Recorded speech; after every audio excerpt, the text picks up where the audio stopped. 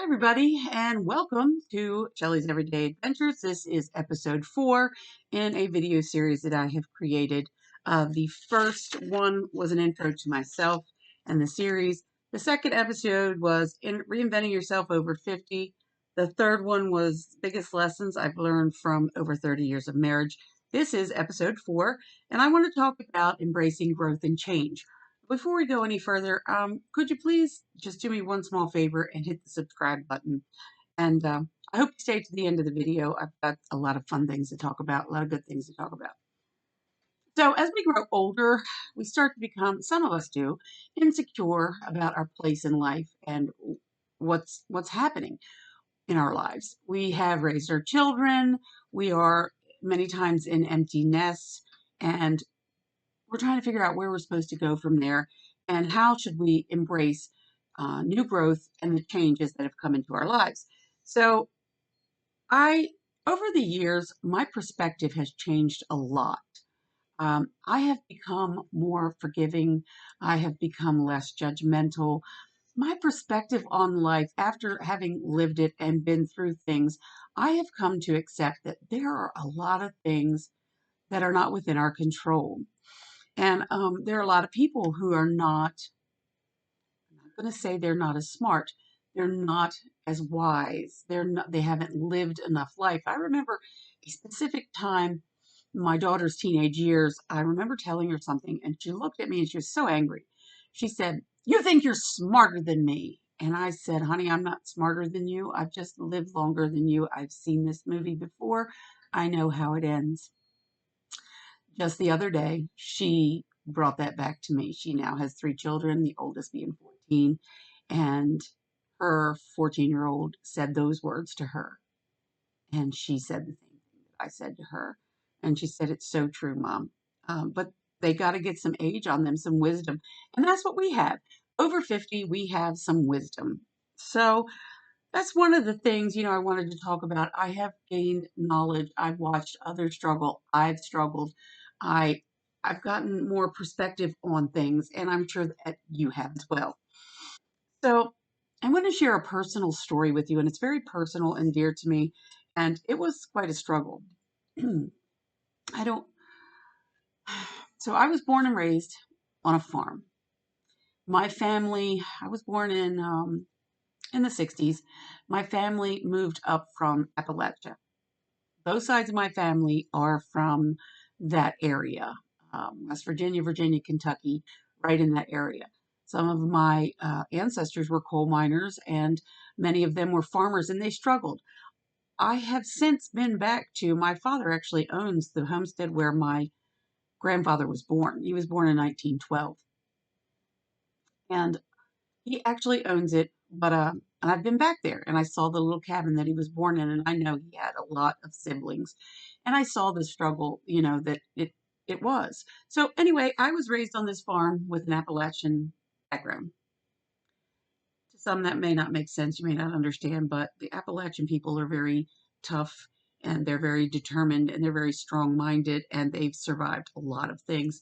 And they are originally Scotch Irish. They came over from Scotland and Ireland. Anyway, that's not what this video is about.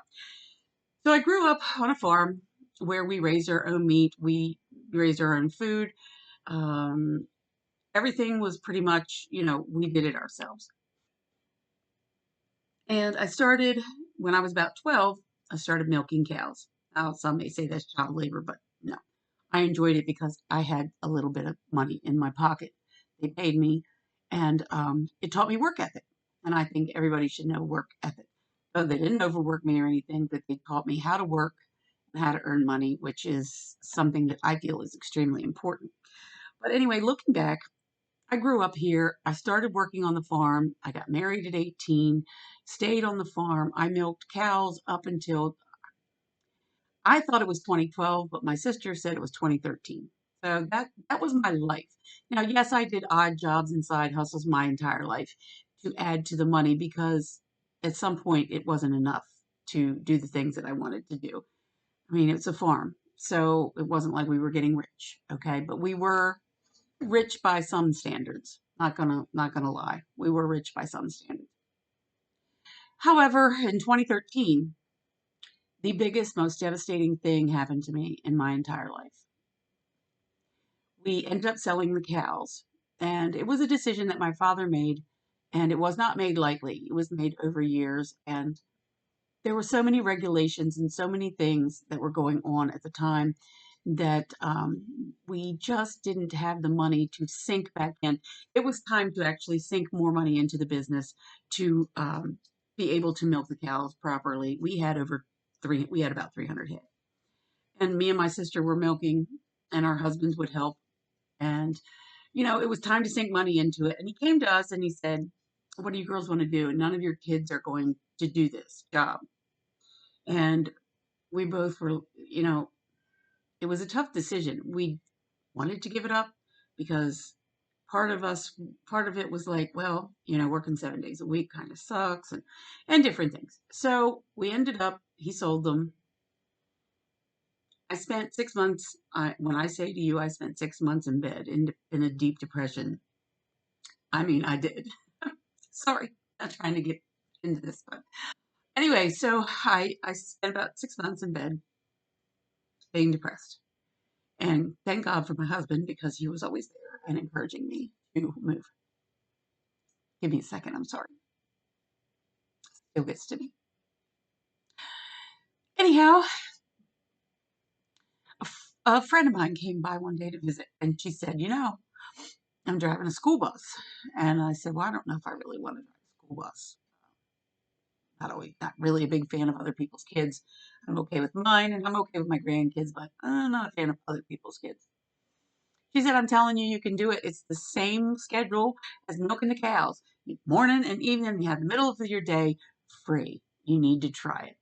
So I did. I pursued it. I became a school bus driver, got my CDLs, and started to climb out of that depression that I was in. And about a year or so later, I got a magazine or flyer from our local college, and they had a dog grooming classes available. And I had always wanted to take them, but I never had the money to take the classes. It was 30 years ago. It was $3,000. So this one at the college, it offered 4 different modules, and each module was $500, and you paid for each module as you went. That made it doable. Jumped in, and I did that, and I moved on. I built a successful dog grooming business, and it's on its 10th year, which, I did a video earlier about quitting, and I have quit to an extent, but I have realized that, to be honest with you, I don't want to give that up completely. I just want to be more selective about my clients. I don't want to give it up because I've built a great business and it affords me the money and the time to travel. So this is a significant change, and it taught me that I am able to be resilient. I'm sure that each and every one of us has something in our lives that have taught us something. And if it's taught me anything, it taught me to be resilient. It taught me to keep learning and to never stop growing and changing and adapting to your atmosphere and the life that has been thrown at you, or maybe the one that you're choosing. So that's my story. It was significant and it taught me that, I have it in me and you do too, to be resilient and to learn something new and to keep moving and improving. Even though you may be getting older, you have a lot of value as an older person. Over 50, we have a lot of knowledge to share with the younger generation if they want to know it. So my advice to you is to stay open to growing, to stay open to the possibility of new things. Try to let go of your fear. Set new goals for yourself. There may be things that you want to do. Set a new goal for yourself. Strengthen your relationships with others. Since then, I have worked on strengthening my relationship. I have a younger sister, and you might have seen that I mentioned in some of the videos. I go and see her in Florida. She's 14 years younger than me, so I was out of the house by the time she was, So anyway, I've tried to strengthen those kind of relationships. And, if you're feeling like you need something else, you can step out and volunteer. Volunteer at nursing homes or at homeless shelters or at pet shelters. They need you anywhere. Get back into hobbies that you have enjoyed in the past. Celebrate your progress. It's important that every every progress that you make, every little step that you make, every goal that you achieve, you should celebrate it in your way. It doesn't have to be in big ways. It can be in small ways, but celebration helps to reinforce your um, your progress. It really does. Take time to reflect. Reflect back over your life. Reflect about who you've been, who you want to be, and where you're going. It's extremely important that you do that. And I also want to say travel. Travel and explore. Even if it's in your own backyard. Many times my husband and I go to a place that's a couple hours from here. It's called Gettysburg. We go there at least once or twice a year. We love to walk the battlefield. It's beautiful. It's nearby. And every time we go, we explore something new. There's always something new to see or to do, or maybe a new restaurant. So travel and explore. I highly recommend that. And last but not least, side hustles. Side hustles can keep you busy. They can bring in a little extra money. I recommended 5 side hustles that I have done. I have done them myself, so I know that they are tried and true, and I know that they will bring in money. I get really sick and tired of clicking on videos. I don't know about you, but clicking on videos and they name off 5 or 6 side hustles or maybe 50 side hustles, and none of them are anything that I want to do or can do. I don't want to teach English online. Maybe you do. Maybe you're a retired teacher. Maybe that'll work for you. That's not for me.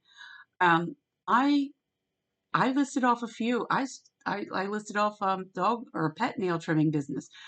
If you live in, I mean, even in a rural area where I live, I have people call me and say, "Can you come to my home and do this?" And they'll pay you extra. Now, I'm not going to tell you that you're going to get rich, not by any stretch of the imagination. That's not what this is about. That's not what a side hustle is about. A side hustle is to bring in extra money so that you can pay a bill or put groceries on the table. Okay, people are struggling. I'm praying that things get better.